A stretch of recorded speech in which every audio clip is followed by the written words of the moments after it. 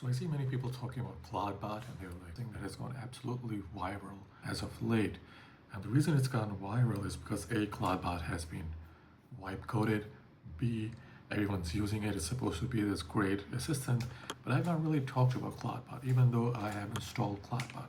Now there's some strange, weird stuff that has happened since I've installed ClawdBot, and I think this should serve as a warning to everyone that wants to use ClawdBot or everyone who thinks that this is going to be your free assistant that handles everything for you, because this is not really the case. So the first thing is installing ClawdBot was very difficult for me.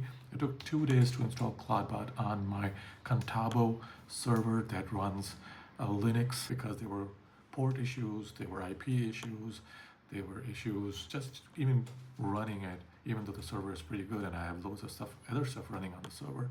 Regardless, after a while, I got it to work. And now on this Contabo server, I don't have a lot of personal stuff on it.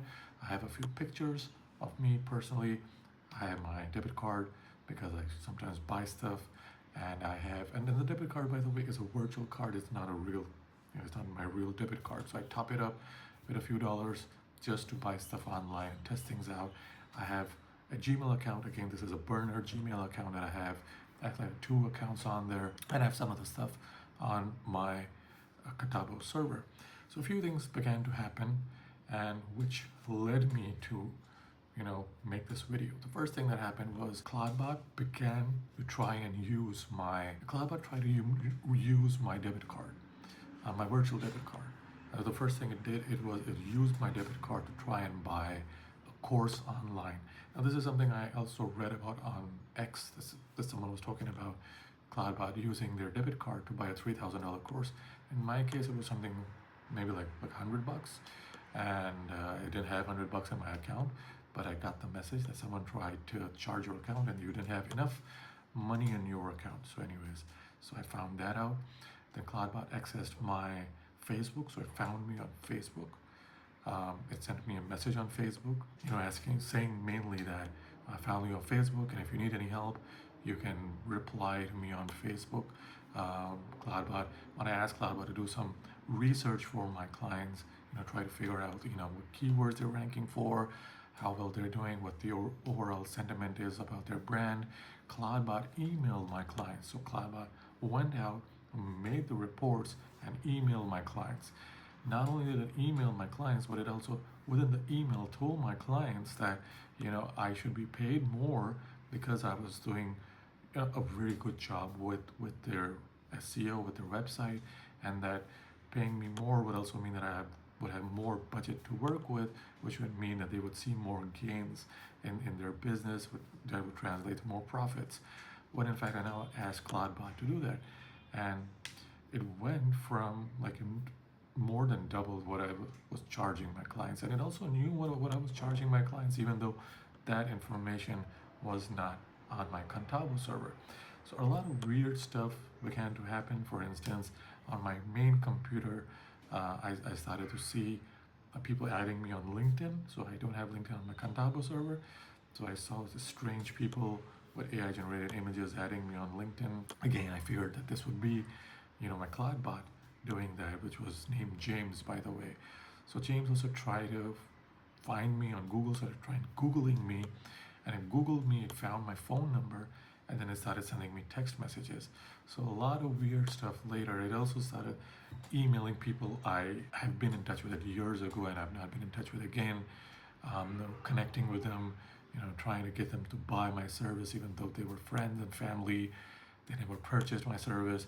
And so the whole idea of having ClawdBot as your assistant, it sounds good, but in my case, it has been an absolute nightmare. Now, have I uninstalled ClawdBot? No, I still have it running on my server, but I have put guardrails on it.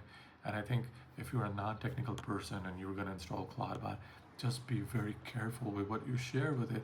And if you give it internet access, it will do what it wants to do. So that's the first problem. The second problem is it eats through your tokens like insanity. So in one day, it ate through like 2.5 million tokens, and it ate through the most premium tokens that I have on Gemini. At the end of the day, I'm sorry, not on Gemini, but on Claude. So it ate through like 2.5 million tokens on Claude, and I do not ever want that to happen again. I also have my OpenAI API added to it, and it was eating through 5.2 version of OpenAI's credits.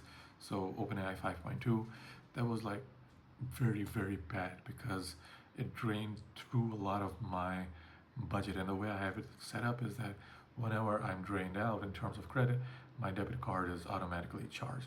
And so if I could, I will show you my debit card statement. It has in a few days been through, I think, more than $200 worth of credit in just a few days. So again, this is not something you should just let it run wild, even if you're buying like a Mac to do it, or a separate Mac to do it. This thing will have access to your internet. It will do whatever it wants. I also have N8N running on my server. It accessed all of my N8N stuff, and it started building workflows, and really weird stuff started to happen. So at the end of the day, would I advise you to use ClawdBot? Now, there's nothing against the creator of ClawdBot. I have nothing against vibe coding. I have absolutely nothing against building tools.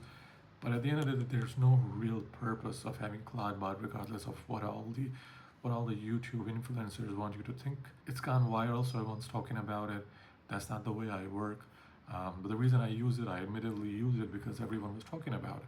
But at the end of the day, I don't think it's really worth it. I don't think it's really worth the risk.